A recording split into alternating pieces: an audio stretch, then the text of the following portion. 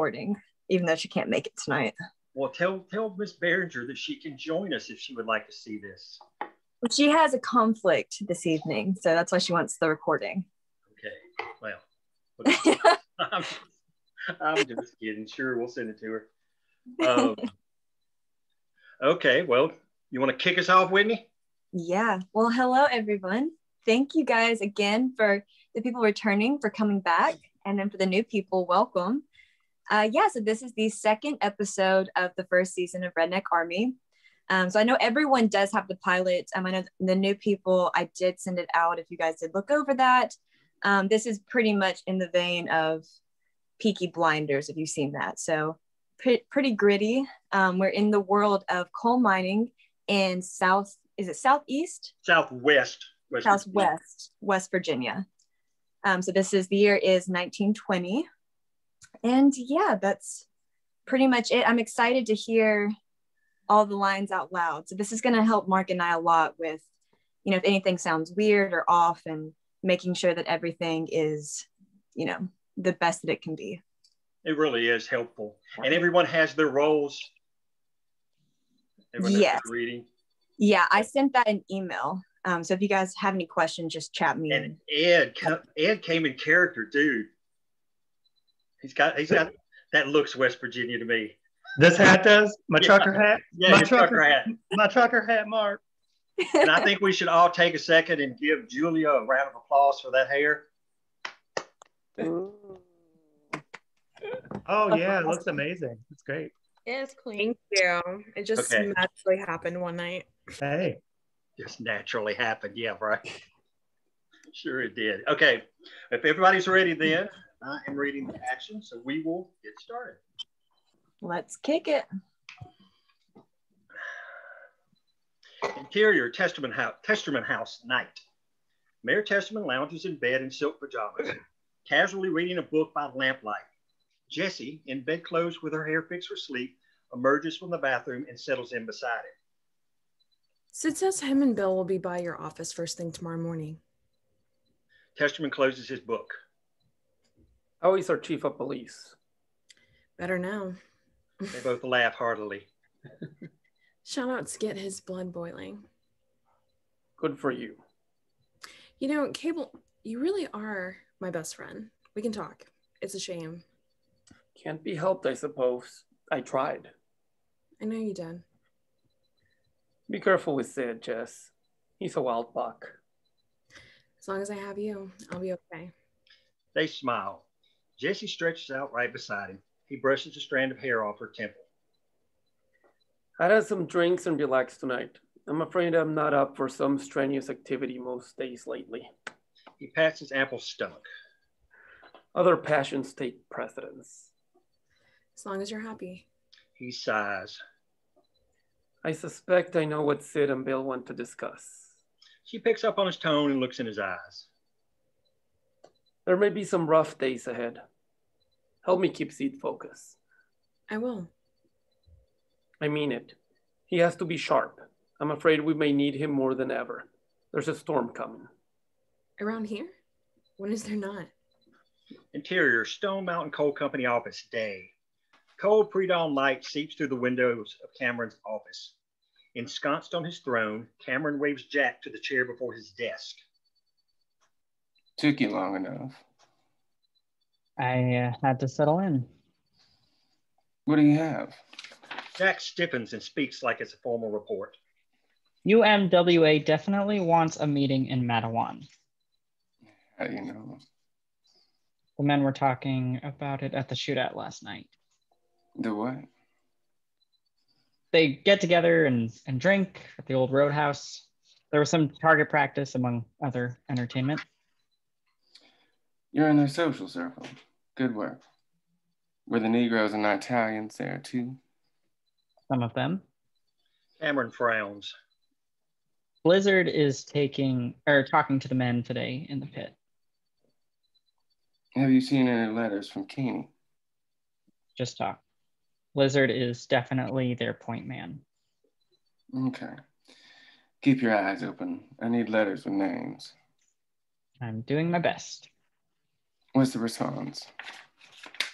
The men closest to Blizzard want the meeting. Hard to say about the rest.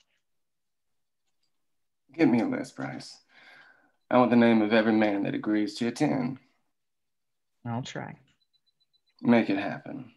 Jack draws a breath. Now, son, tell me more about Bill Blizzard. Interior, Jack's house, same. Bill's letter lies face up on the kitchen table. The pre-dawn light falls across the signature of Bill Keeney, President of United Mine Workers, District 17. Interior, Matewan Mayor's office, same. Testerman, Sid, and Bill huddle over 10 cups full of coffee in the hole in the wall behind the jail that passes as the mayor's office.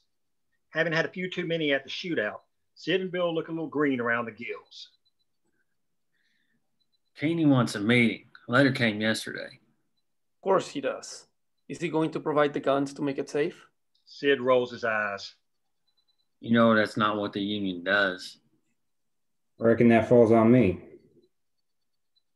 Like you need an excuse to shoot somebody. A reason does make it more socially acceptable. Bill and Testerman can't help but laugh. It ain't a foregone conclusion that we're meeting. I just started talking to the boys last night. There's been no vote. But you think they'll want to meet? That's why we're sitting here. That's why Hamilton has been in that office on the hill all week. Had Chafin in to see him yesterday. They suspect something. Think that boy they hung in Logan told them anything? Wouldn't surprise me. Rope will make a man talk. They all nod. Poor bastard. Charlie says Hamilton has been picking up the daily till from the store and asking her what she's hearing. Bet he's sniffing around her too. Testerman rolls his eyes. Bill smirks. New kid certainly is. Jay? Yep. You should have seen him when you met her yesterday. I thought the boy stopped breathing. They laugh. Guess they don't have women like that in Illinois. Apparently not. This is God's country. Bullshit. It's Stone Mountain Coal Company's country. Just ask Cameron Hamilton. Or Don fucking Chafin. They sip some coffee. Where do you stand, Bill? You know we'll back you. Time we act. The company ain't gonna change on their own. I think the boys want this. Ray wants it. If Mama ain't happy. He nods to Sid. Ain't nobody happy. We got one possible problem. His tone of voice catches their attention. I lost the letter. God damn, Bill. What do you mean you lost it? I mean, I ain't got it. I had it at the shootout and I didn't have it when I got home. Goddamn drunk ass miners. Y'all ain't worth the shit. Fuck you. Yeah, I was drunk. I mean, I don't know what happened. Probably fell out of my pocket. I'll tell the boys keep an eye out for it. No. Hell no. Next thing you know, they'll tell their wives. And then we got half the goddamn town talking about a missing letter from the union. Don't say anything. If we're lucky, he got stuck on a truck tire and drug out of town, washed away or something. And if we ain't lucky? Somebody's gonna hang our ass too. Interior, Charlie and Walter's house, same. At the kitchen table, Walter settles in over a small plate of scrambled eggs and a tin cup of coffee. Charlie sets her cast iron skillet on the pot-bellied stove and joins him. Ooh, maybe these eggs will soak up some of that leftover alcohol. Y'all don't have to drink so much. As long as I got my guardian angel sitting on a hill, I'll be okay. What if she's not there?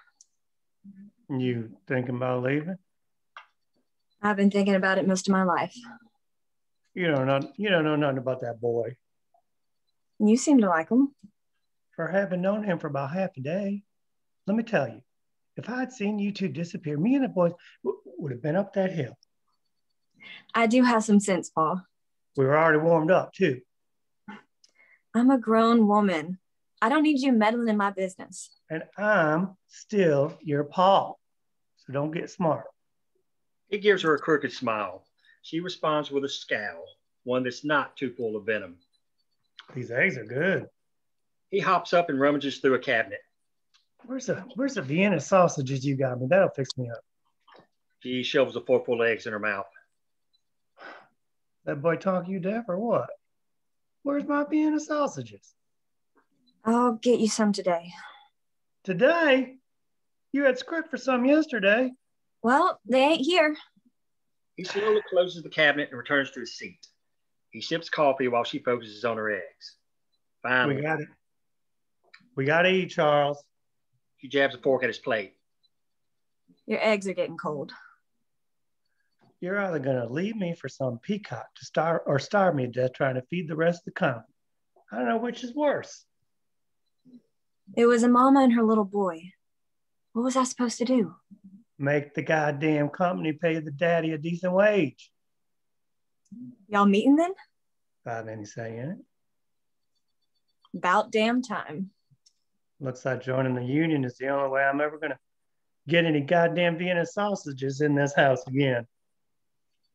Exterior, downtown Matewan later. Bill ambles down the main street, headed toward the mine.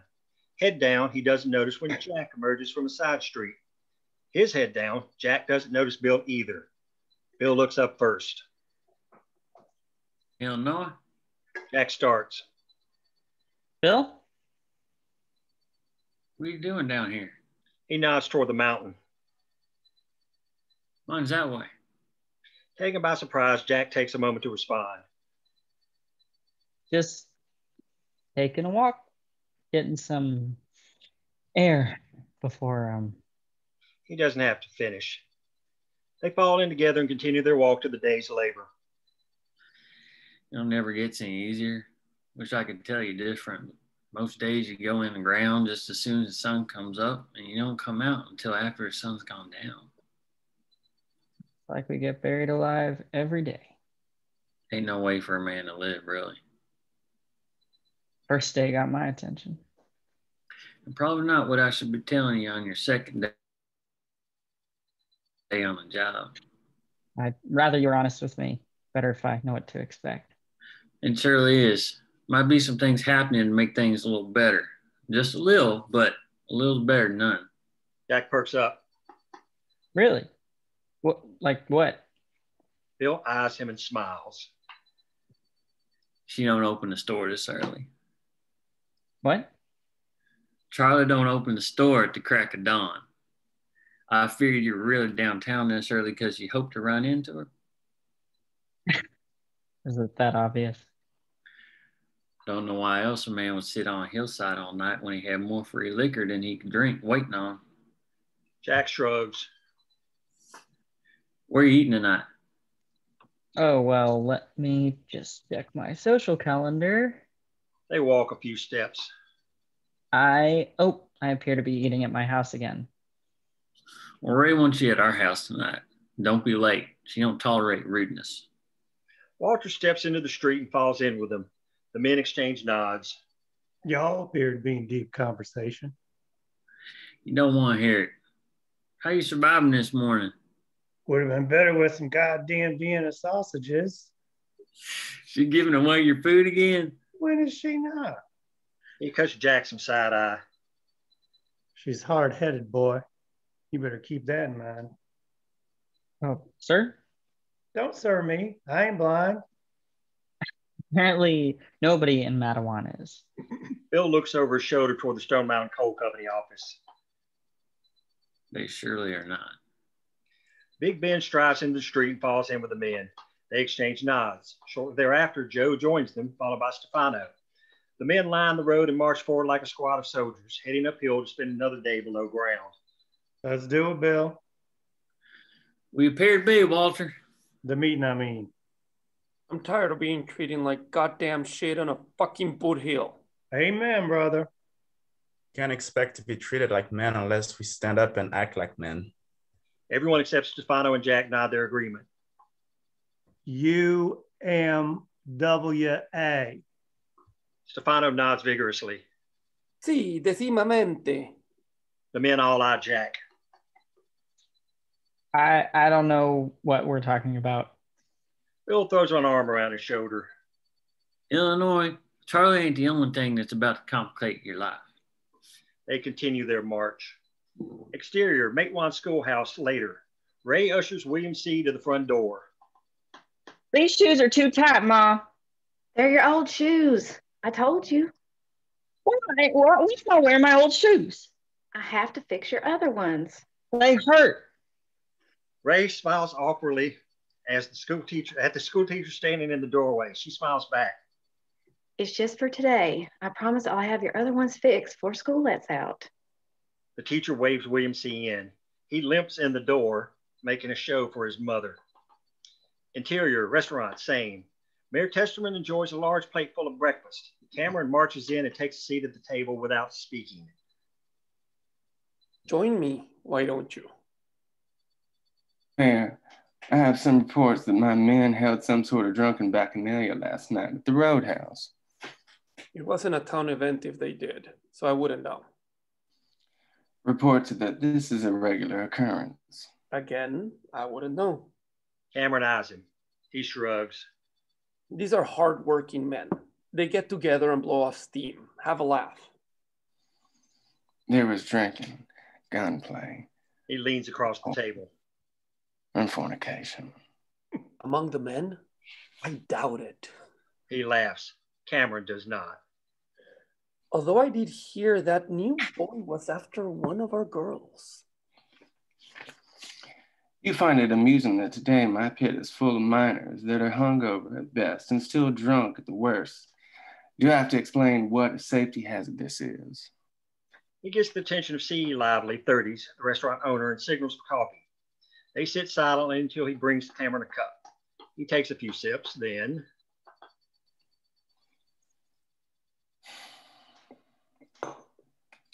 Another thing I'm told, the whites fraternize with the colored men.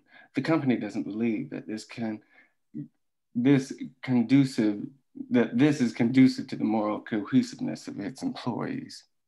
This town is full of good Christian people. Not worried about their morals. The races aren't meant to mix, Mayor Testament.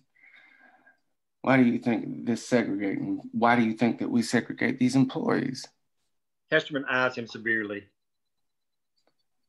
I don't know what kind of town you're running here, Mayor, but I advise you to remember who pays the bills. He stands.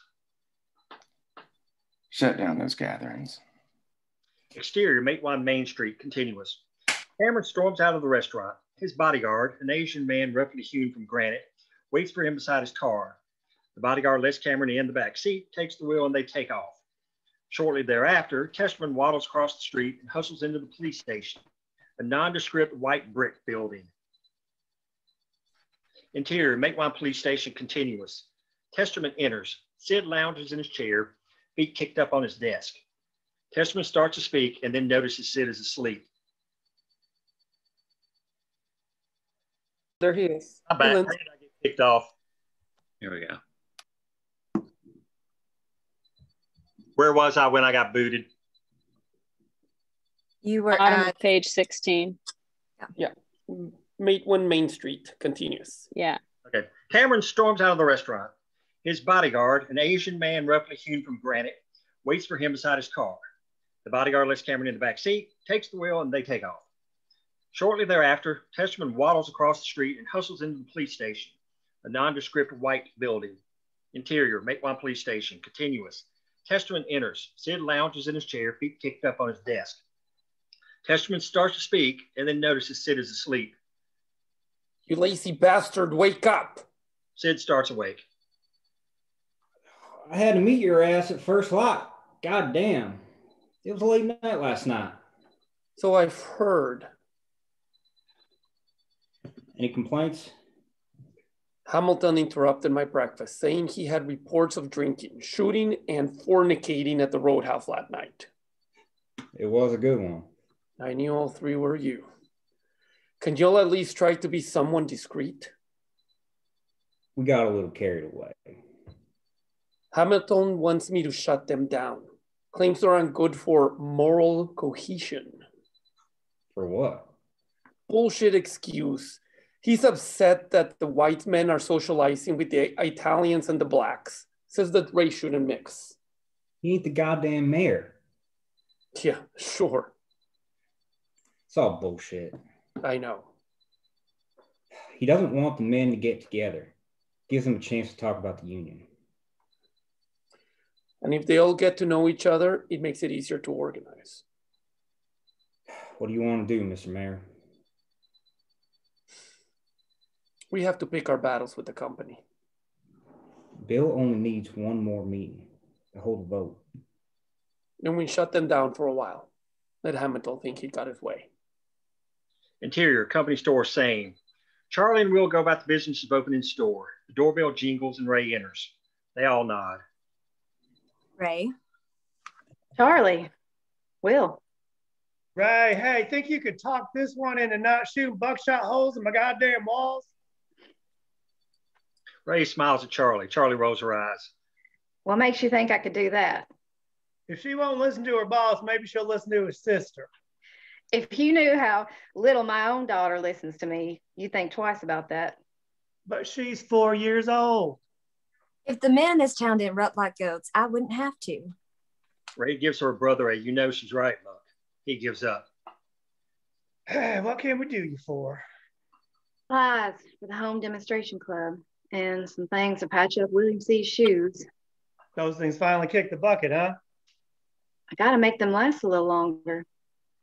Boys. Will rolls his eyes. Y'all are loaded for bear this morning. I'm going to the office. Holler if you need me, sis. He exits. Ray leans in toward Charlie conspiratorially. I hear there's one that thinks you hung the moon. A what? A young man that thinks he might like to get to know a certain young woman wearing minor boots. People in this town got nothing better to do than meddle in everyone else's business. Bill said he has practically had to pull you two apart yesterday. Said he was about to throw you up on this counter. Charlie blushes.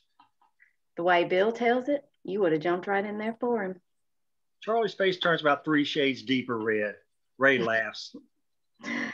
So it's true. Charlie smiles. Bill makes things up. Well, a little excitement never hurt nobody. I don't have to tell you to watch yourself. Lord, no.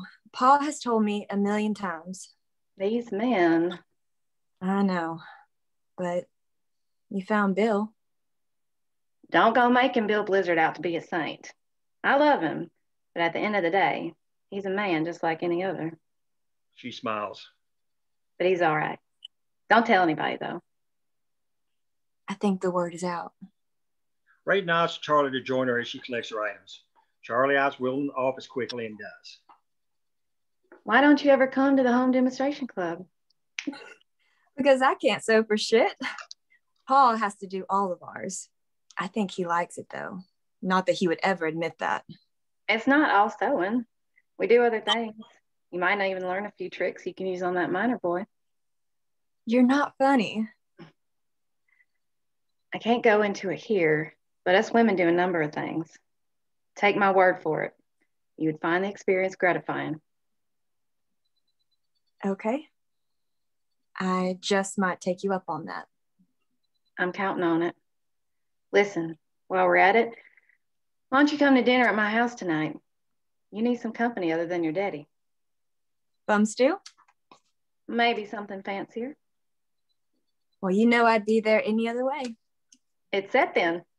You eat with us tonight. And Paul can eat Vienna sausages. Interior, make one coal mine later. Bill, Walter, Joe, and Stefano hug. Spread the word. Roadhouse, 10 o'clock. We'll talk and vote, so no fucking drinking. Can't promise no liquor, but I'll be there. They split up. Bill grabs his pick and joins Jack, who's been standing to the side. You're welcome to join us. Thanks. I'm new. I don't want to intrude. You're down in this shithole with the rest of us. So we're going to Union. United Mine Workers want to send a man to talk to us about it. The men will vote tonight on whether they want to meet him or not. But you want to? I do. It's time the company saw we're serious about being treated better. Unions are communism. We can't have the country turning communist. Illinois, slapping a label on something is what rich folks do to get poor folks to buy something they don't need or not buy something they do. That may be, Bill, but I don't like communism. I don't know that I can support this. If we ain't got the right to come together and ask to be treated like human beings, what good are any of our other rights? Interior, Matewan Missionary Baptist Church, saying, Ray enters the fellowship hall with the supplies she bought at the store. The tired Jessie follows closely behind her, carrying her own supplies. Sorry, I'm late. The two toss their items on a table full of similar items. The women of the Matewan Home Demonstration Club, Betsy Adams, 30, and Ma among them, gather around one of the long dining tables. Betsy irritatedly shows some of the women what they're doing wrong.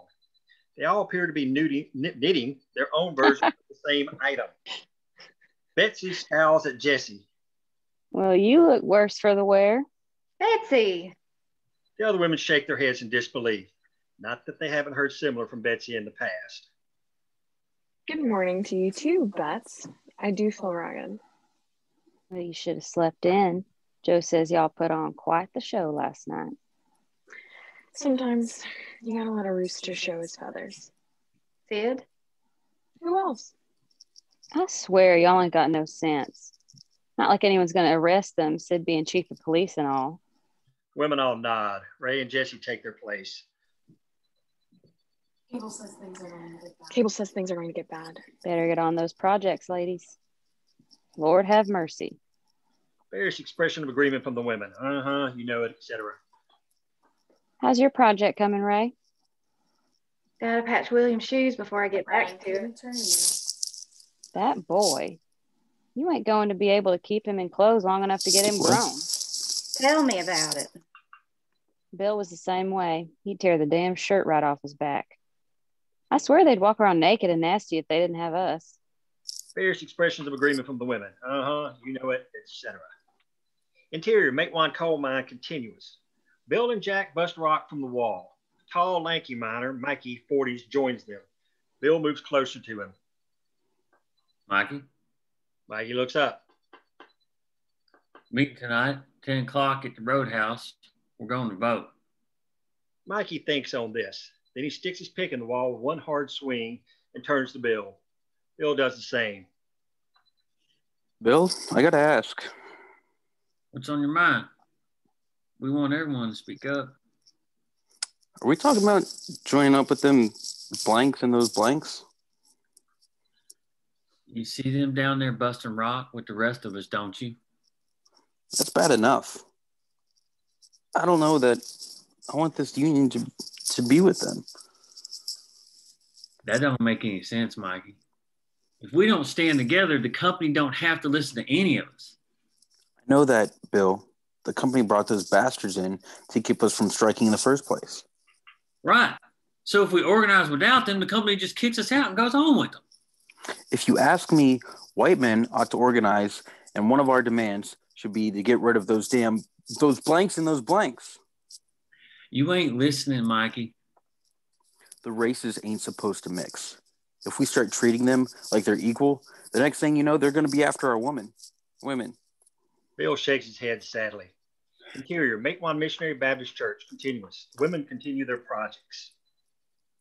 Meeting at the Roadhouse tonight. Joe is a yes.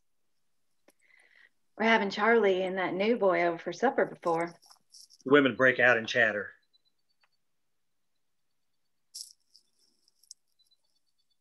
Jessie. Ray. What? I know you think you're that girl's big sister, but you're asking for trouble. It's just supper. You're messing in her business. How would you have felt? Ray raises an eyebrow at Ma. Some people didn't seem to care. Well, I knew you could rein Bill in. Somebody had to. Been my experience that playing Cupid just gets folks mad at you. It's just supper. If you say so. Ma claps her hand. Now, what do you ladies know about dynamite? Interior, Matewan coal mine continuous. Bill and Mikey continue their conversation. We've got to get past this foolishness. Rich people want us fighting amongst ourselves so we don't come after them. It's called divide and conquer. Call it what you like. But I don't like race mixing. The Bible says you Honestly, shouldn't. Mikey, the Bible is something else rich folks use to keep us from seeing what they're doing. Even though Jesus tossed the money changers out of the temple on their asses. There's a loud cheek nearby as Jack's pick hits a rock. He cries out, drops the pick, and grabs his hand. You all right, Illinois? Yeah, fuck. No. He's a rock got me. Jack shows Bill his hand. The wound on the back bleeds down his wrist. Where's the alcohol and bandages? Bill goes to the supplies and finds the alcohol and a red bandana. He takes Jack's hand and holds up the bottle. Ready? Jack nods. Bill douses the wound with alcohol. Jack grimaces but doesn't make a sound. Bill finishes cleaning the wound and hands Jack the bandana. Wrap it in this, best we got. And by the way, you should buy a stack of those from the store. Interior, Matewan Missionary Baptist Church, same. The women all laugh heartily. Well, that really gets their attention. When Ray laughs, the needle she's using to fix William's shoes slips and cuts her across the palm. She cries out. Blood gets on a pile of knitted black material beside the shoes. Her project. Oh, baby girl, you all right? Ray yanks up the project quickly and wraps it around her hand. Can't get blood on William's shoes. Can't afford a new pair. It's not that bad. I'll live. Alcohol in the kitchen. Probably some bandages too. Looks like I have to start over on my project. Well, a little blood ain't gonna hurt it. Probably gonna get bloody sooner or later. Ray exits. The women go back to their work. Jennifer says Hamilton has been skulking around the office all week. She hates when he's there, says he can't keep his eyes or his hands to himself. Oh, bastard. She's just a girl. Saw Sheriff Chafin going in there yesterday. That's never good.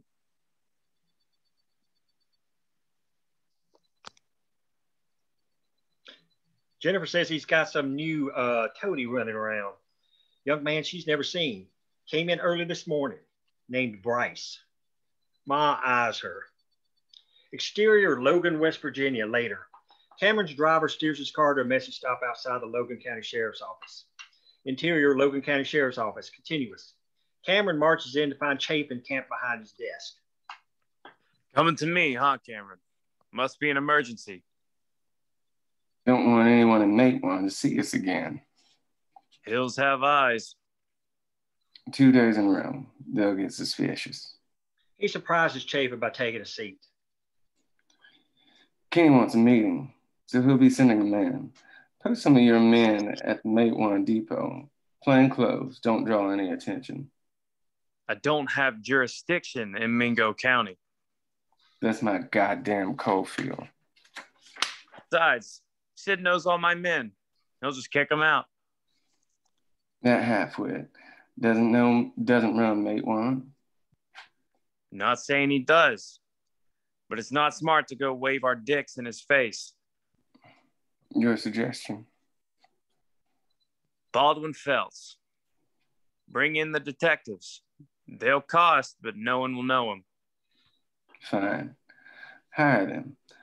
But I want low key. No flashing guns or badges. Just bring me that Union bastard as soon as he gets here. Understood. I'm also told that the white men are mixing with the Negroes and the Italians. Surprising? And not good. Better to keep them split up.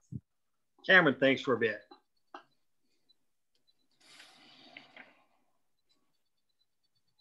Tell me how many of those detectives we can get and what they can do for us.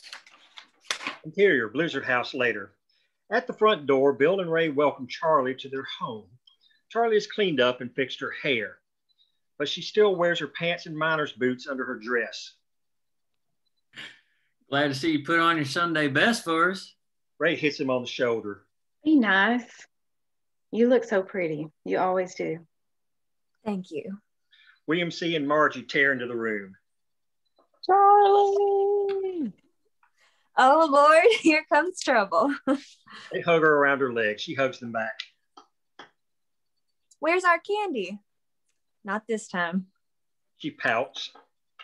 You don't get candy every time Charlie comes over. Come on in the kitchen. Supper's ready. I need 2 seconds. Ray herds the children off to the kitchen. Charlie and Bill hang back. When the others are gone, Bill produces an envelope from his pocket and hands it to Charlie. She puts it in her dress without looking at it. Can you get in tomorrow's mail? Always do. So it's happening? I'm jumping the gun a little. We vote later tonight, but I think the boys are on board. Pause. Someone knocks on the front door. Ray steps back in as Bill opens it to reveal Jack. Evening. Evening. He steps aside to let Jack enter. He smiles at Charlie. Well. Charlie spins around to glower at Ray, who moves towards the door. I'll take your jacket. Meddling. That's all anyone in this town has to do with their time. Interior. Alma and Big Ben's house. Same. Alma Trotter, 30s, very much pregnant, marches around the kitchen fixing a pot of collard greens. Big Ben on her heels. Their house, while the same floor plan, is of noticeably lesser quality than the homes of the White families. Ben, why you want to trust these white folks? Bill is a good man. He wouldn't even talk about this unless he thought it was right. They ain't never cared for us, except to work you like a cheap mule. We all the same color to the company. Coal dust black. Mm-hmm. That's why those white men get paid more than you do. Maybe the union can fix that. Don't tell me those men see you the same as them, because I know better. We got a new baby on the way. We ain't got time to get mixed up in no white folks' troubles. Woman, that's why we got to do it. A man's got to take care of his family, and the company ain't going to treat a man like a man until he stands up and acts like one. Hesitantly, Ben Jr., 14, pokes into the kitchen. He's a big, healthy young man, well on his way to being the same sort of man as his father. About ready, I'm hungry. Give me 5 minutes. Big Ben shoos him out. You always hungry, boy. Ben Jr. exits. Alma grunts. You're the one to talk. I don't see how we keep enough food on this table. You deserve better, Alma. She jabs a finger after Big Ben. That boy and whatever we got on the way deserve a daddy that comes home every night. And I deserve a husband in bed beside me. It's bad enough that we can't guarantee you'll come home every time you go down to that mine, but I'll be damned if I'm going to let you go out and get shot down in the street. You know what happened in Logan County? Dying slow or dying quick? I don't know which is worse. He drops her wooden spoon on the counter. I'm going to pretend you didn't just say that. I didn't mean nothing by it. We've agreed. You do everything we can to keep Ben Jr. out of that mine. She pats her stomach. Same goes for this one, if it's a boy. If we lost you, Ben Jr., we'll have go down. If we lost you, Ben Jr. will have to go down there. Defeated, Ben nods agreement. You stay out of it. I know black folks is the first people they kill when the shit goes down. I guarantee you that every colored man in this town is getting the same earful from their wives that you're getting from me. Probably so. Ain't none of y'all mixed up in this. You ain't getting killed and leaving us alone. Interior, Blizzard House, continuous. Everyone settles around the kitchen table, which is covered with a bountiful meal for a mining family. Ma sits at the head of the table. Bill sits between Charlie and Jack on one side. Ray sits between William C. and Margie on the other. Charlie gestures at Jack and Ray's bandaged hands. You two match. Y'all been throwing knives together or something? Ray holds up her hand. Owen. Jack holds up his hand. All mining. William C. gives Ma a puzzled look. Why ain't Pa sitting in his place? Because he has to make sure these two don't do nothing under the table. Jack smiles awkwardly. Charlie looks like she could crawl under the table. Ma! Well, the truth is the truth. Ray apologizes to Charlie with her eyes. What would they do? Charlie quickly turns to Bill. I guess you okayed this with Paul? You know I did. I prefer not to get shot. He shoots Jack some side eye. You know both of them are sharpshooters. Is that so? This one started shooting in the crib. Always loved firing guns, any kind. Charlie glares at Bill. Take her to a turkey shoot and see what happens. That sounds like something to see. And what did Paul say about having us both for dinner? You mean after he stopped cussing? Everyone laughs. He accused me of conspiring with you to leave him a desperate and lonely old man. Charlie rolls her eyes. Then he said he was too young to be a granddaddy. Oh, Lord. And then he said, all right, because you're going to do whatever the hell you want to anyway. Well, that is true. They all laugh again. Ain't we being rude not asking about our new guest? Tell us something about yourself, Jack. We don't know nothing about you. Not much to tell. Worked on the railroads, saw a newspaper ad about mining. Seems better than the railroads.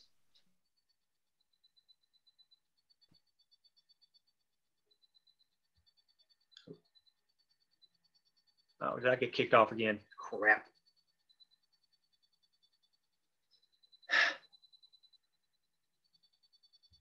Charlie is mate once ray of sunshine.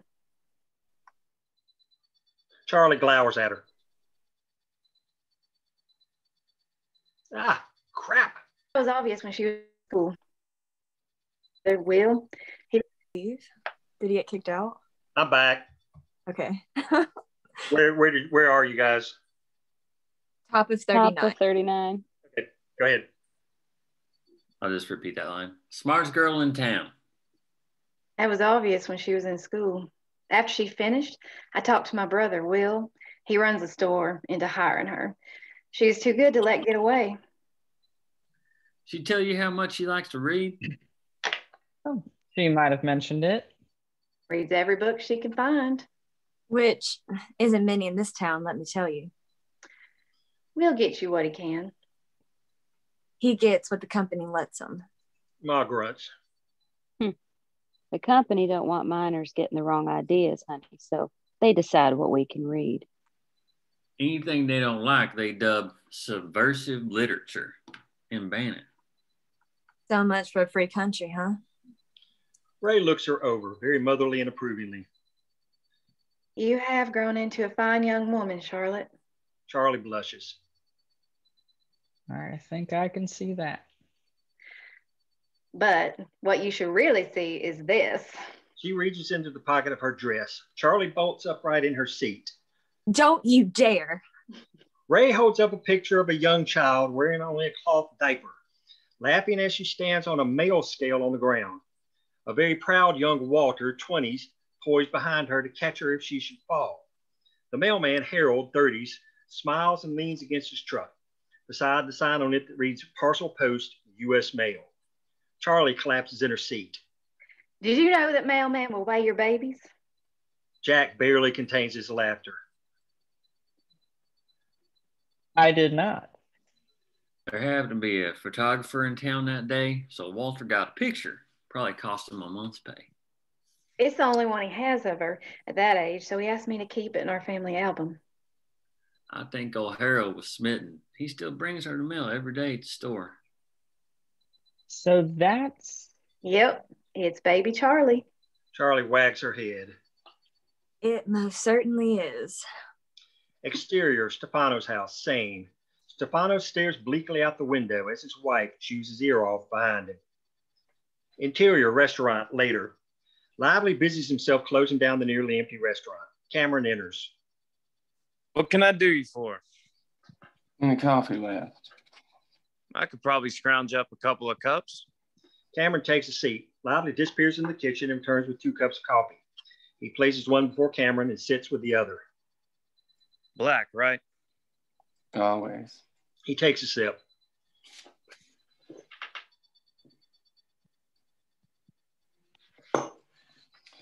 Your coffee is shit. Gets the job done for most of my customers. Order something good for me. I might be spending some time and make one. I'm good for it. So I hear. What else do you hear? Talk today is that the men are meeting tonight at the Roadhouse, 10 o'clock. I hear they do that often. Sid's not bringing liquor or whores. Tonight is business. Interesting. Think I'll swing by, see what it's all about. Cameron checks his pocket watch. I'll be in the office late. If there's anything I need to know. I'll head that way as soon as I clear this place out. Exterior Blizzard House later. Jack, Charlie, Ray, and Bill come out on the front porch. Ma and the children hang in the doorway. Bye, Charlie. Bye, Mr. Jack. Bye, y'all. It was good to meet you. Ma grabs the kids around the shoulders. Time to get these two to bed. As they turn back into the house. He's cute. Girl, don't you get started on that mess. The other adults smile. Jack turns to Charlie. Why don't I walk you home? Bill cuts between them. I'll take care of that. We don't want to give Walter a heart attack yet. He's probably sitting on the porch with his shotgun anyway. Well, thank you very much for a delicious meal, ma'am. Least we can do to welcome you to town. I'll see you in a bit. Yes, you will. He nods to Charlie.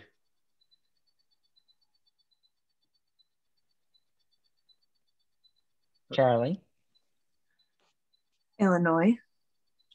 They hold each other's gaze for a bit before he turns to leave. Exterior Roadhouse later. Bill and Walter mosey into the yard outside the roadhouse. Contrary to the previous night, there's no liquor, no band, no women. They pull up hay bales and take a seat. It's the right thing to do, Bill. I know, Walter, but all the men have to buy in or it won't work. Interior, Jack's house, same. Jack pulls on his jacket in his bedroom when there's a peck at his window. He looks around, confused. Another peck. He realizes it's at the window. On the other side of the window, Charlie grins like a Cheshire cat. Jack laughs. She gestures for him to open the window. He does. What are you doing here? Talking to you without everyone else listening. Why the window? I'm on a mission. No good mission starts with walking in the front door. I have to get to a meeting. I know. Paul left with Bill as soon as he dropped me off. Then why are you making me late? You aren't late. You're not going. I'm not? And why might that be? You're coming with me. I am. Of course. You'd much rather be with me than a bunch of smelly old miners. Exterior, Roadhouse continuous. Testerman has joined Bill and Walter on hay bales. Sid wanders up and looks around in confusion. Where is everybody? Bill glares at the ground. Walter looks away. Testerman shrugs. Sid checks his pocket watch. It's 10:15. I know the time. This ain't good, Bill. I'm aware of that too. Sid looks to Testerman for help. They're afraid. Everyone knows what happened in Logan Coalfield. I know everybody's on edge, but I'm not giving up yet. Maybe they're just being careful getting here. Somebody better show up. Sid looks around warily. Or we're out here all alone. Exterior, Tug River, later. Charlie and Jack stroll down a narrow wooden dock. Moonlight plays off the water. When they get to the end, Charlie spins around. You bring your bathing suit? You didn't tell me where we were going. She smiles. Well, I guess we'll have to work around that then. If you're up for it. You think I haven't been skinny dipping? I don't know. Have you? He quickly pops open the first couple of buttons of his shirt. He eyes Charlie. She raises her eyebrows. As Charlie watches intently, he peels off his clothes and drops them on the dock. When he's down to his underwear bottoms, Charlie moves around so that he's closer to the water. He stands proudly before her. Is that skinny dipping? Oh, you think I won't take these off? You don't want wet drawers. He peels off his underwear, holds them up in front of her between a thumb and a forefinger, and drops them. She eyes him up and down. She shoves him in the water. He hits with a splash. Better cover that thing up. He thrashes around, getting his bearings. Is it cold? It's not exactly warm. You coming, or is it too cold for a girl? Charlie smiles and sits on the dock. She takes her own sweet time removing her boots and socks. Jack treads water as he watches. She stands, turns away from him, gives him a look over her shoulder, and drops her pants. Unconsciously, Jack swims a little closer. Charlie turns toward him, undoes her dress, and lets it slide off her shoulders and fall to the dock to reveal the one-piece swimming suit she has on underneath. Jack almost explodes from the water and then falls back in disappointment. Oh, that's not fair. Some privileges you have to earn. With a short running start, she dives in. They swim around, enjoying the exercise, both of them burning some of their nervous energy. After a bit, they swim together and look in each other's eyes. Jack takes her by the shoulders. She smiles. They lean in and kiss, slowly at first, and then the kiss grows more passionate. They kiss again, and then Charlie backs away, just a little. You have some smokes? I do.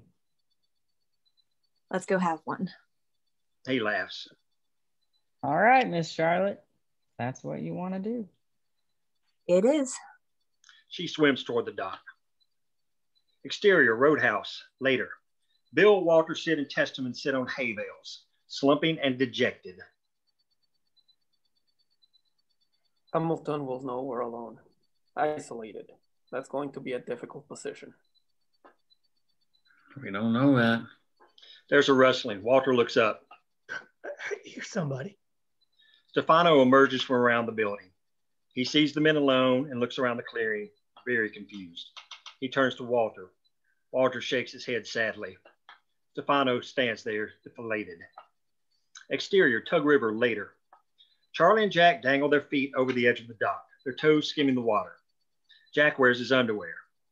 She doesn't seem to fully know how to smoke. He does little more than hold his cigarette. That's your first one, isn't it? Might be my last. Yeah, I don't really smoke either, but Bill said I should if I'm going to be a minor.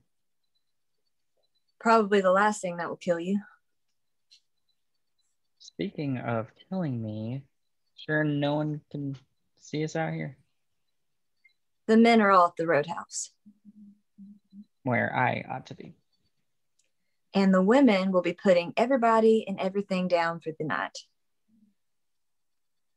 I don't want your old man coming after me with his shotgun. He would not be pleased. He doesn't like me very much, does he? He's just jealous that you've been on my mind. He'll come around. She looks off over the water. We've only ever had each other. My mama died having me. I could never just leave him to fend for himself. I'll always have to care for him, regardless of... She eyes him.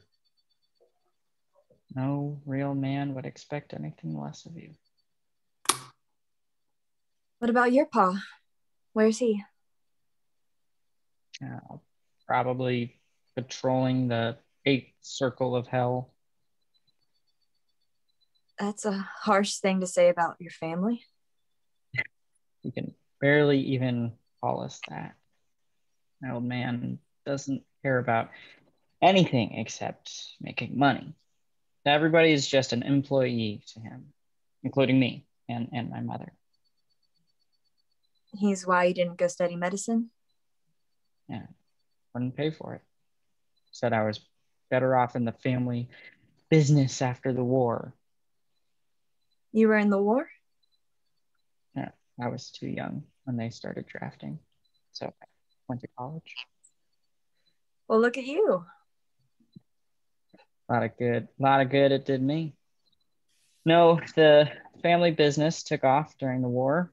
My old man says there's better money in it than in medicine. Gotta be better money in it than there is in being a goddamn coal miner. Just don't want to turn out like him.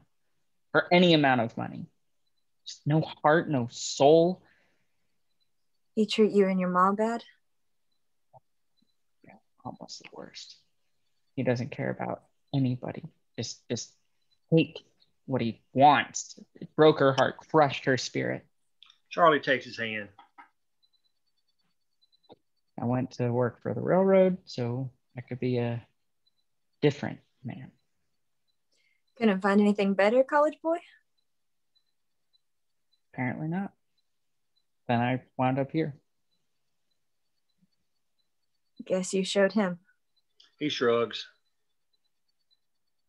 By the time I had to register for the draft, the war was pretty much over anyway, and the Army probably wouldn't have taken me.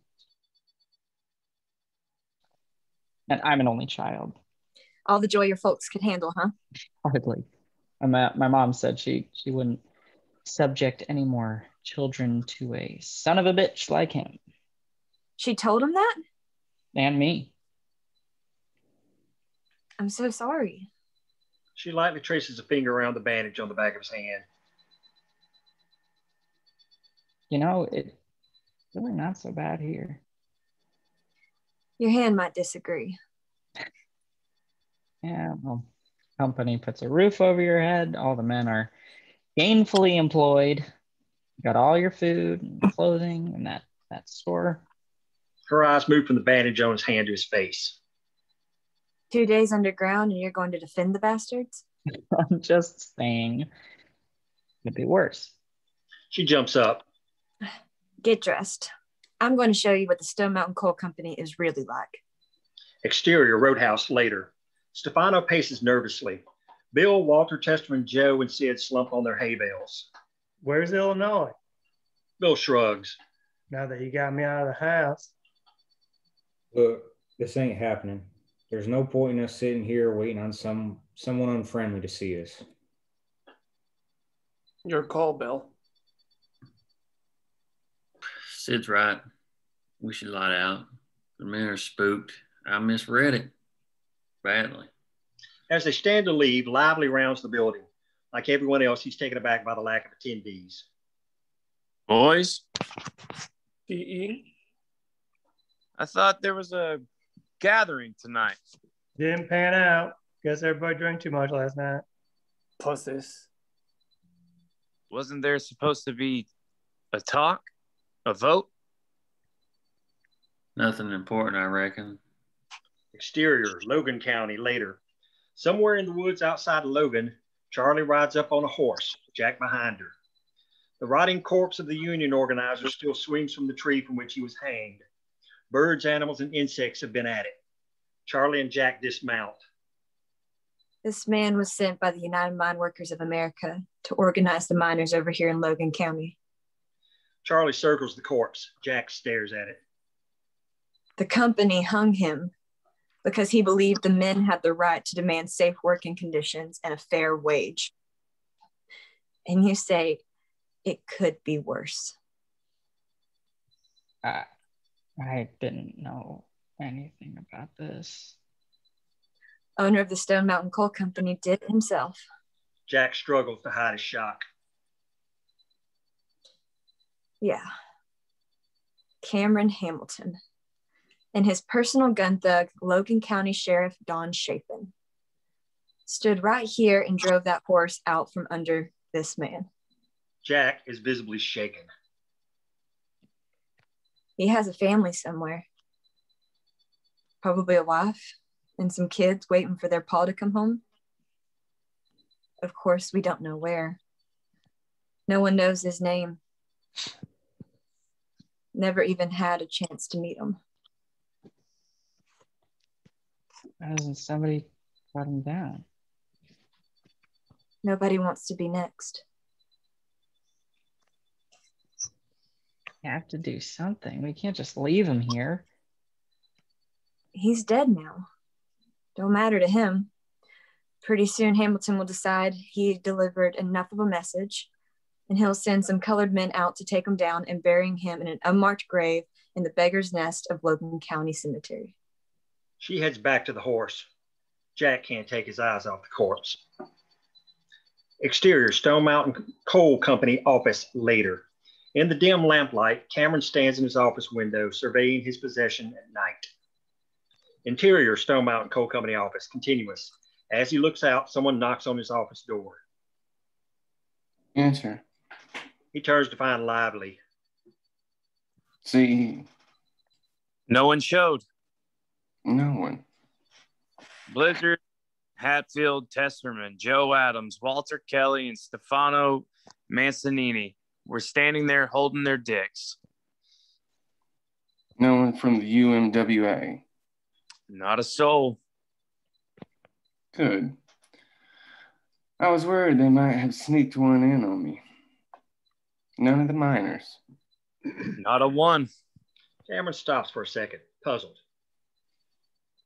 No miners. Not a single blessed one. Cameron turns back to the window. Thank you. I'll stop by the restaurant in the morning. Expect a generous tip. Lively exits. As Cameron stares out the window, he spots a horse slowly moving toward him in the distance.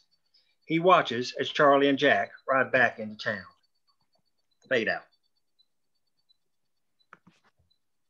Woo! And that's the end of episode 2. So good. So It is. I'm So- like, go ahead. I'm sorry. I want Jack to like be real and a good person now. You know, I felt like he's starting to change a little bit, and I want there to be redemption for him.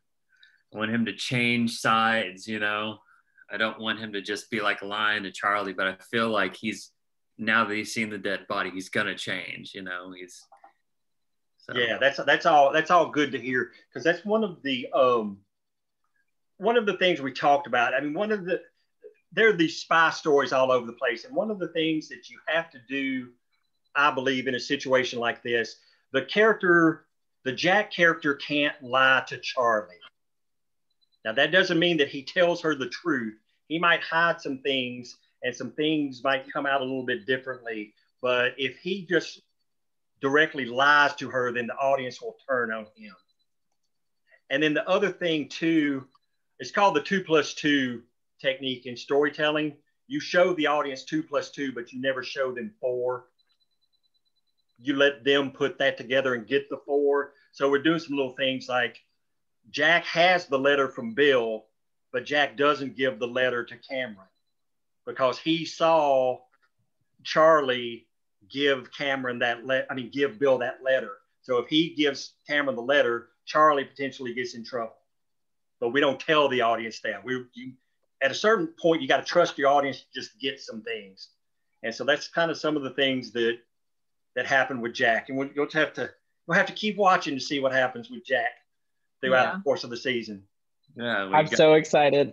Thank you, Joy. Thanks, Joy. You were Thanks, an awesome Ma, Betsy. Were you one of the Mom. kids? No, just Mom and Betsy. I just kind of combined them into one person because that was easier. Ma was historically quite a character and will be quite a character as this show goes on. I don't think anybody wanted to hear an attempt at an old lady voice. I did. We want to hear anything you do. Peter's Joy. little kid. The only reason we gave it to you. Oh, So I've got a Good night, question. guys. bye, Joy. Bye, Joy. Thank you. Bye. Maybe you don't want to answer it or not, but Okay. it's so Jack and Ray both injure themselves and both show blood. Mhm. Is this a foreshadowing of something for those two characters, or is it just a coincidence? Yes. There's kind of a few things going on there. So yeah. One of the things is, we wanted to show that this kind of episode dives more into the women in the town and kind of, their struggles, which is something that, I really wanted to incorporate into the show. Was not just the men's fight in this town, it's just as equally the women's. So I thought it was, I think that moment, Mark and I talked about it, to where it kind of shows like both parties are bleeding in different ways and hurting in different ways and struggling with different things. But then also with Jack, that's his first red bandana. And Mark, made a kind of a great comment that you have to bleed for it. So it kind of does a few things. And then maybe it foreshadows some things, maybe. Who knows? And that's where the name Redneck Army comes from. Now, there are other origins of the term redneck, but in this case, these guys wound up when it came time for war, they tied the red bandanas around their neck, and they became the Redneck Army. So this is when Jack gets his red bandana. And if you'll remember from episode 1, when Bill's father got killed in the mine, he had given Bill a red bandana. So red bandanas keep coming up. So that was part of it. But yeah, getting in the dangers for both the men and the women. Because that's one of the things that, and this came from Whitney, but I think it's one of the interesting things about this show is that typically this sort of show tends to focus on the men, and the women are sort of peripheral. And it's like, you get some of what life was like for the women, but it's just in terms of how they were impacted by the men and what they did. But in this case, all of these people were basically owned by these coal companies. So there were huge threats to the women, which we'll get into, and some other things. And it's really interesting, the reactions to the women. Now, also in this episode, we really, even though you met Big Ben in the first episode, we start to introduce the people of color. Matewan was white, Italian, and African American. That was it. And the company did want to keep them separated. And then you did have, which we personified in Mikey, you did have some of the white miners that did not want to organize with the people of color. Some of that was just straight up racism. Some of it was, which we drop in, the fact that the people of color were first brought in by the coal companies to try to keep the white guys from striking. So there were some tensions there. So trying to show here that first of all, Bill and the union had several hurdles they had to overcome to get these people to organize. But also too, we want to show this is not just a story of white folks.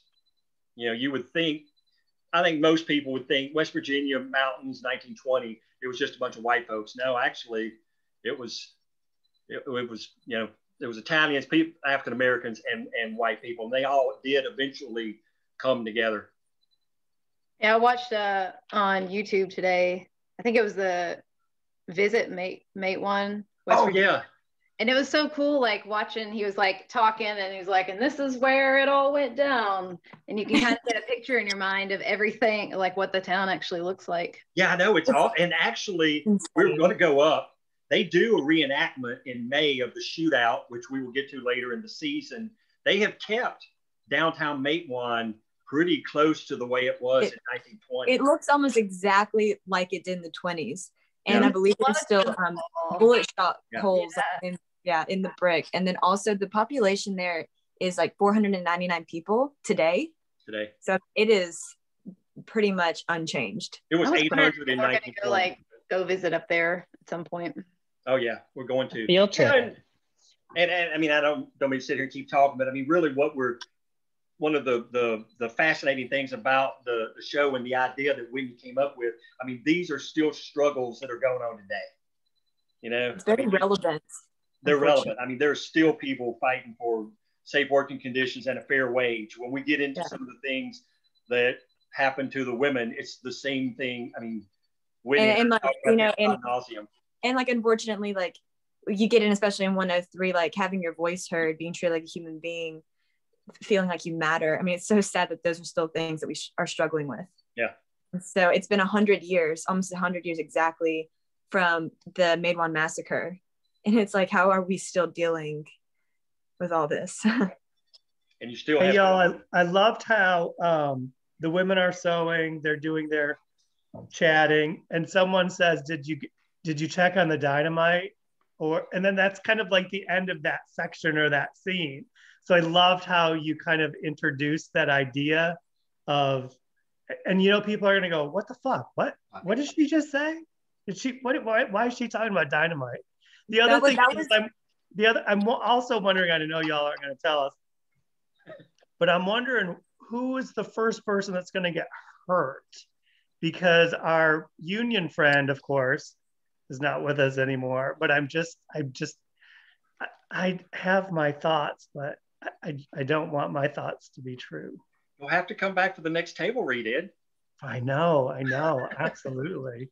But yes, I think it's going to be horribly sad. And these are great comments, because that's obviously what we're doing, is like introducing some things here, but we want that dread hanging over. And I mean, just get into it a little bit here. I mean, what we've got going on here in episode 2 with our two primary characters, Charlie and Bill. You got Bill kind of on a downward arc. He wanted to have the meeting. No one shows up. Right. At the same time that Charlie's kind of going up. She's met Jack, and she and Jack have a sweet night together and everything. And so they're kind of passing. Well, if you guys know storytelling, you know it's called an arc for a reason. Yeah. I also really loved the. Sorry. No, going back to what Ed said though, the Dynamite. Yes, the women, their home demonstration club, they don't just sew. And I know like Ray like drops that line, but the Dynamite and stuff, like, yeah, that's kind of like more their area. So it does kind of get interesting. I love that. And I will say, I mean, actually everything that happens in this show happened in real life. Now we fictionalized it, and it didn't necessarily happen to these people in this order. But yeah, the women, by the time we get through the show, you guys are going to love the women. And it's based on shit that these women actually did. They're actually pretty awesome. I like how there's a lot of dialogue that Bill has when he's like trying to convince Mikey to join the union. That is also like social commentary on present time stuff too. Like this idea of like separating the people so that they can't work together to like go against the man. I like that. Go ahead. Yeah, sorry. I don't know if I'm going to go ahead and throw this out for 103, but in the next episode, Mikey gets the fucking shit beat out of him. So wanted to just like put that out there. Oh, he's asking for it. Yeah, he's asking for it. Yeah, and that's the thing we try to do is personify all of these different attitudes and these different forces. Audiences don't give a shit about faceless companies and unions or just some faceless racist. People, you've got to. I mean, you got to put a face to it. And so, yeah, character like Mikey is just there to personify. Well, I still have family members that way, and I'm sure I'm not the only one on the call that can say that. And it's still just as sad. Not to get on my soapbox here, but I mean, it's exactly what Trump did. It's like, okay, if you people think that Donald Trump gives a fuck about you, you're dumber than I think you are. But, at the end of the day, and it's one of the fascinating things to me about storytelling, there's nothing new under the sun. People are people. And they've been doing this as long as we've been around. It's just a matter of coming up with new and fresh ways to tell it and to just personify it, And one of the things that I know Whitney is, and I am, and Marco and I were texting about this the other day.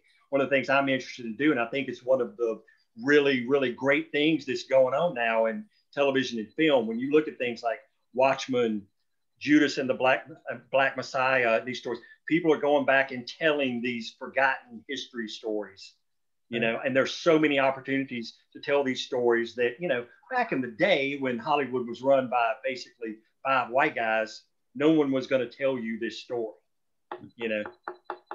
And so, there's tremendous opportunities for that. TR and I were talking about this earlier.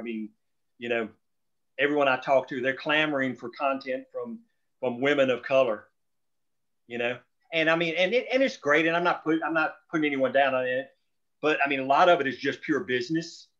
The people that pull the trigger on getting these shows done, they've looked at it and it's like, man, Shonda Rhimes owned a night of the week for almost a decade. What was it? Thursday night was Shonda Rhimes night. So let's go out and find the next Shonda Rhimes. So Issa Rae gets a shot, I mean, you can go on and on and on. So it's great. So I mean, it's a good time to try to do this. So that's what we're working on. And I Go mean, on now, make it happen, Captain. so that's what we're trying to do. Yeah. I mean, it'll be interesting. I mean, I have run into this somewhat talking to people. There is still, well, you've got to overcome some hurdles to get some stories made about people that aren't in large cities and people that have Southern accents. Uh-huh. You still tend to get a lot of, well, those aren't aspirational characters. You know, well, that's not an aspirational location. It's like, yes, that's the same exact thing that you people used to say to basically anyone that wasn't a white guy.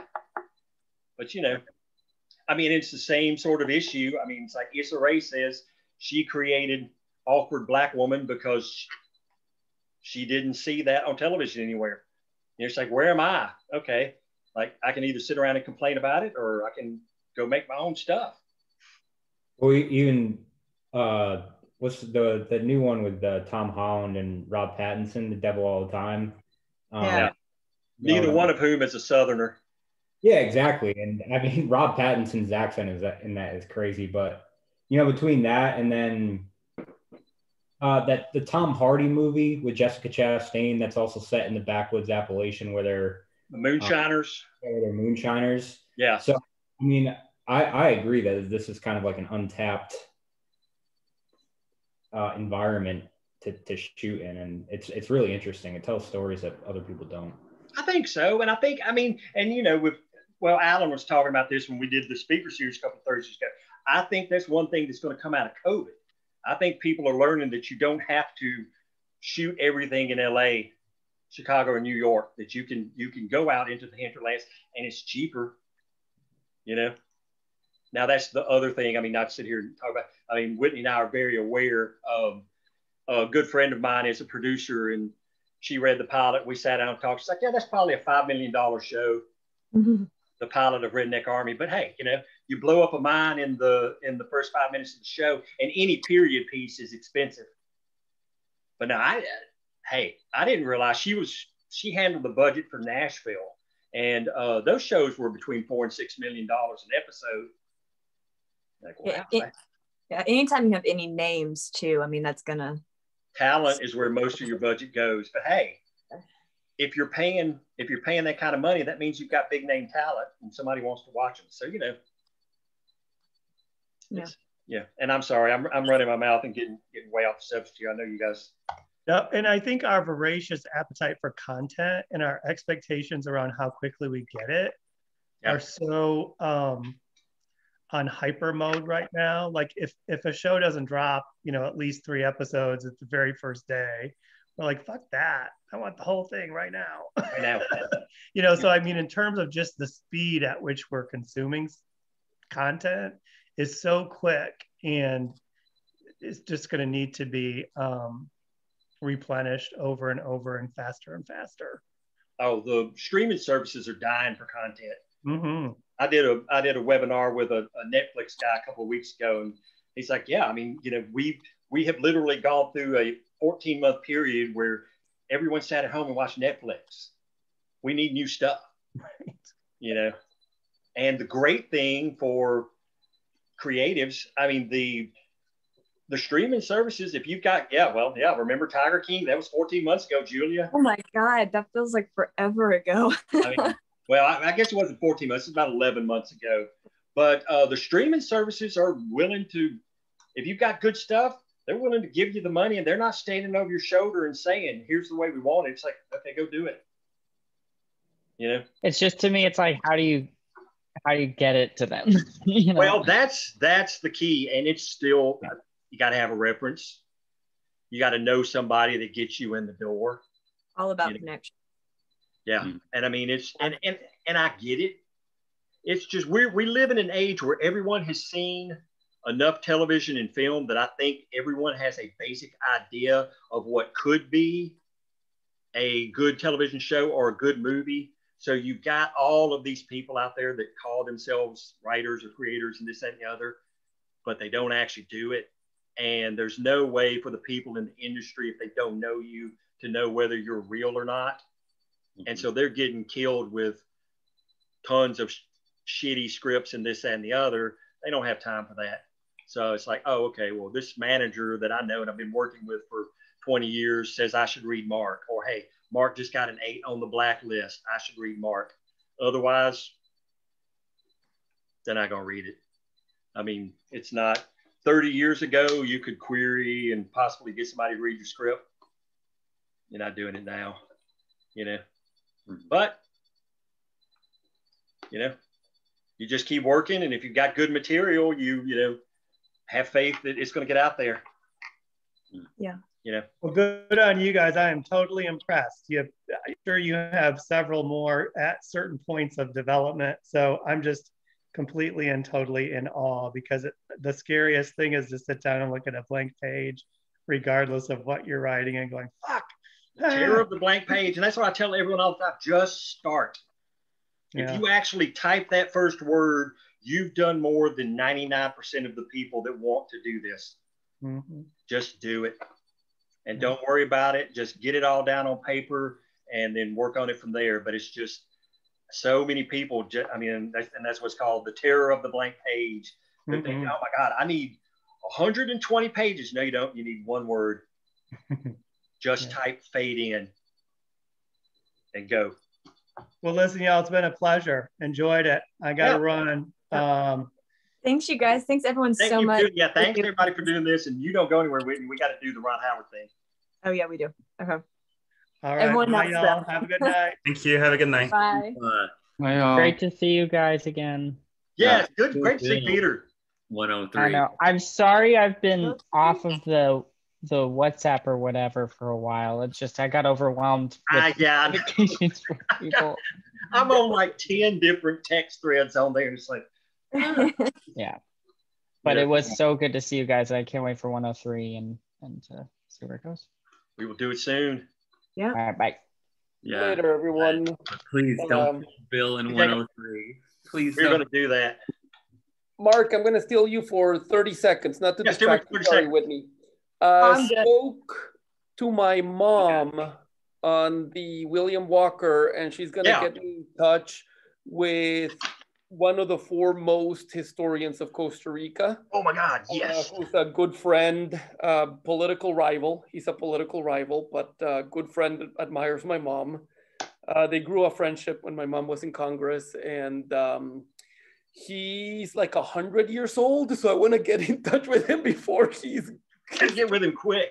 Hey, well, I'm glad you brought it up, because I wanted to bring Whitney in on this one, because I mean, I have had such a great Bring me in. I've had such a great experience working with Whitney, because, I mean, first of all, and she's heard me say this a million times, it's amazing the insight that she has for a person her age. But at the same time, I mean, it's just fantastic having that woman's perspective and getting to some things. So real quick, Whitney. So here's the deal. And I had texted her about this. So Marco and I started talking about this. There was a guy named William Walker, and I'm going to give you the short version of this. His nickname was the Gray-Eyed Man of Destiny. He was from Nashville. This was in the 1800s. He was backed by Commodore Vanderbilt, the guy that founded Vanderbilt University. He basically, on three or four different occasions, formed mercenary armies that went to Central America. They invaded Costa Rica, they invaded Nicaragua, and basically what they were doing is trying to set up new countries that would then become slave states here in the United States. They were backed by Jefferson Davis, who at the time was Secretary of War for the United States. Now, the fascinating thing here is you don't hear about this in American classrooms. Because we kicked your fucking ass, bitches. Right, but in Costa Rica, US 0. We're in a positive with wars against you guys, and we don't even have an army now. So fuck you guys. In Costa Rica, this is a major historical. Didn't you say they celebrate one of the? Eventually, William Walker finally. La Batalla de Rivas is April 11th. That's where our national hero comes out, and then La Batalla de Santa Rosa was March 19th, March 19th. And it was at the time the Costa Rican president, Juan Rafael Mora Porras, my great grandfather, by the way, kicked these people's asses. And it's sad, actually, we still had our national monument, which is, apparently we didn't play fair. The filibusters were sleeping on this big house in Guanacaste. And we decided to attack right before dawn. And we kicked them out of Costa Rica. And then we followed them, pushing forward into Nicaragua. And then in Nicaragua was the Battle of Rivas. And that's the one that it's become a bit of a legend. But apparently when they were inside this fortified unit, somebody came up with the idea to burn the front door. And the first people that went got killed until this young drummer boy, Juan Santamaria, who right now is the Costa Rican national hero, decided to run full speed, zigzagging with a torch, and he burnt the door. Unfortunately, he got killed in the process, but because of him, burnt the door, and then people were able to come in and defeat the filibuster army. So he is... it's a big deal in Costa Rica. Yes, we all know William Walker. We are taught quite a bit of him. What I want to learn is that he apparently also had insurrections in Mexico. Mm-hmm.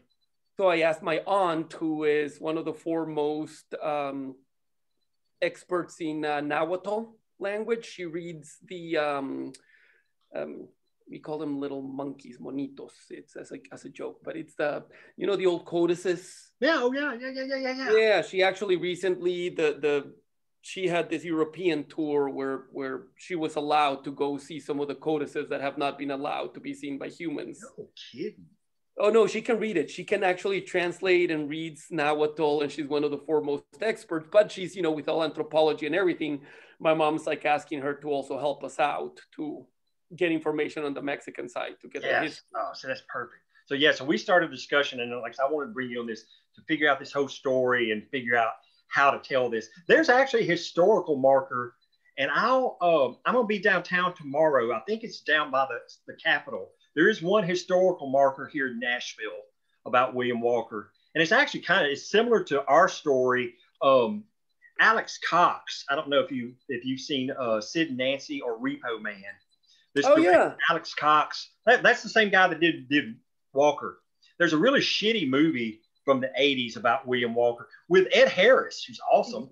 Yeah, but they put William Walker as this visionary, bringing peace and democracy to the fucking Indians in Costa Rica. Hell no. Motherfuckers, I hate them. No, he was a fucking slave. No, that's what it was all about. That's what a lot of U.S. expansion was about.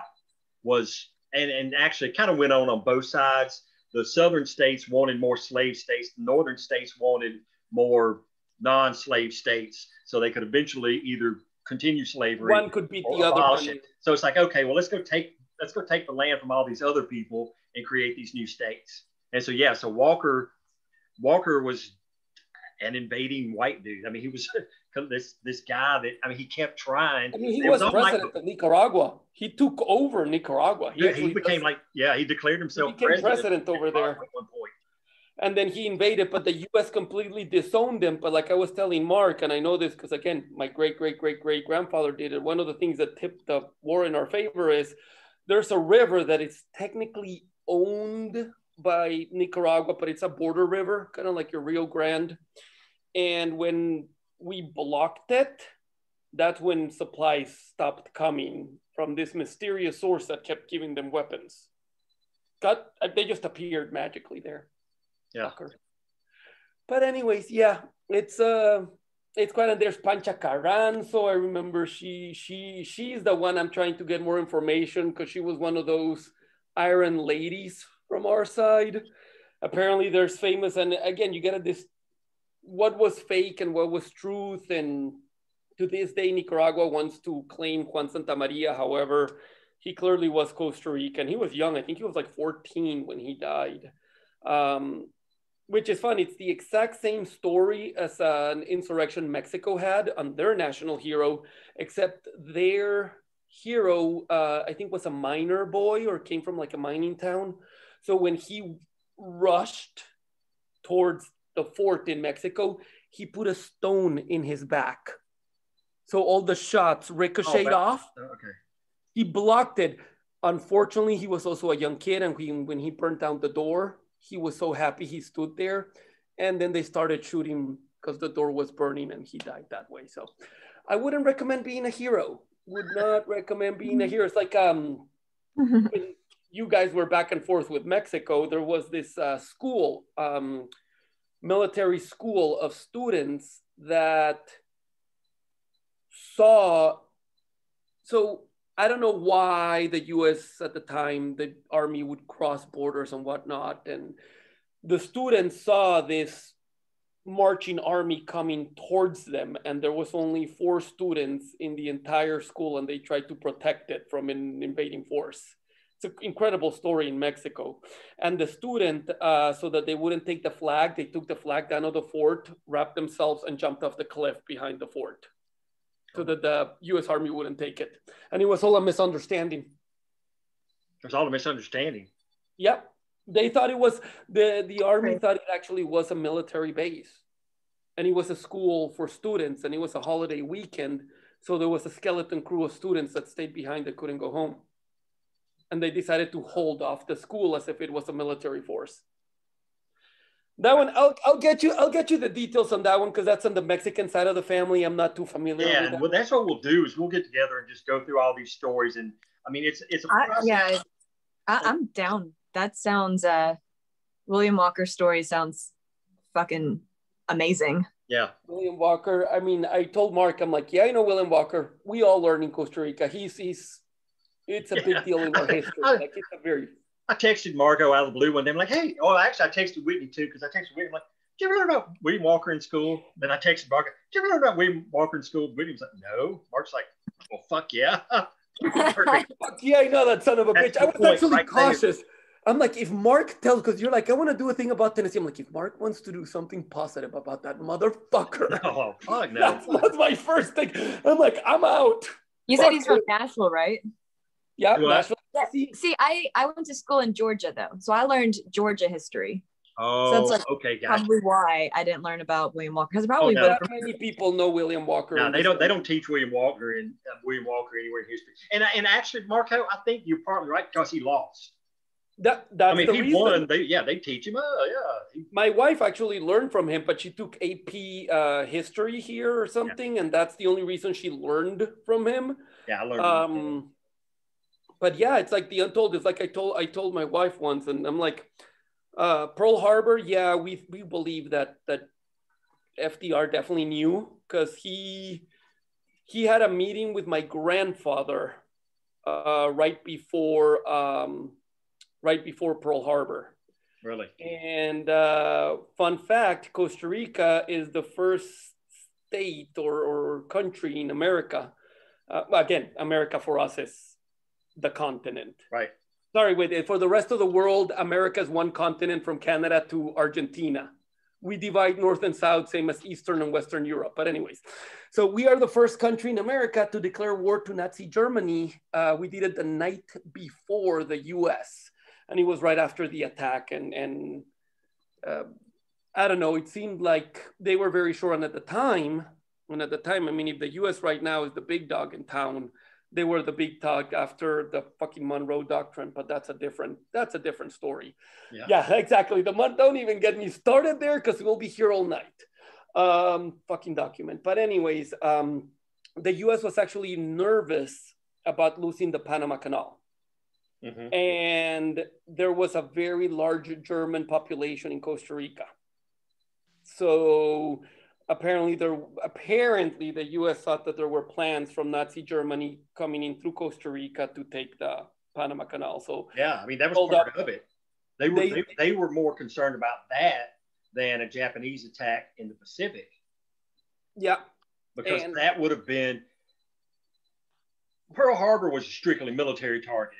The Panama Canal was military and economic. So, I mean, and like you said, and then cutting you guys off, like cutting both oceans off, would have been disastrous. And we had a ship in off the coast of Costa Rica got sunk, by what is suspected to have been a Nazi submarine.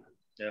And Nazi ships were getting supplies off the Costa Rican coast by German sympathizers. So the US was very clear in that you're either with us or you're against us. And unfortunately, we did one of the saddest chapters of our history where we did but we did camps similar to how they did Japanese camps here. Mm-hmm. They did camps in Costa Rica for Italians and Germans. Oh, I didn't know that. Yeah, yep. Very, very sad. That's why most Germans don't really like my family, most German descendants in Costa Rica, except one of my good friends. They love us. And they're like, your grandfather came to our social gathering and he gave a speech saying, there's going to be war. There's going to be war. Hitler's asking for war. Costa Rica can't stay out of this a lot longer. The US is going to get involved. And he recommended we put all our properties and stuff under friends' names. And my grandfather grabbed all his property and gave it to a friend of his. So he got to keep everything because he listened to your grandfather. He's like 95% of the German community laughed at your grandfather, said Hitler is not that bad. Actually, a lot of my friends' grandparents had opinion articles in the newspaper saying how Hitler is not that bad, how he's only trying to make, Germany great again, and he's no threat to the world. That's just people saying it out of proportion. And fake news. So he's like, go fake, right? So he said, he goes, no, people are not pissed off at your grandfather. They're pissed off at themselves for not listening to your grandfather. There's a huge difference, but that's a whole. There's a huge. But anyways, I'll let you guys work. Okay, we're gonna, that'll be. That's on your radar now. Finish this. We'll get to William Walker. Love you guys. Love you. See ya. Bye. Later. Okay, let me run to the restroom quickly. Okay, I'm gonna go too. Should I get in front of a blank wall or is this okay? Well,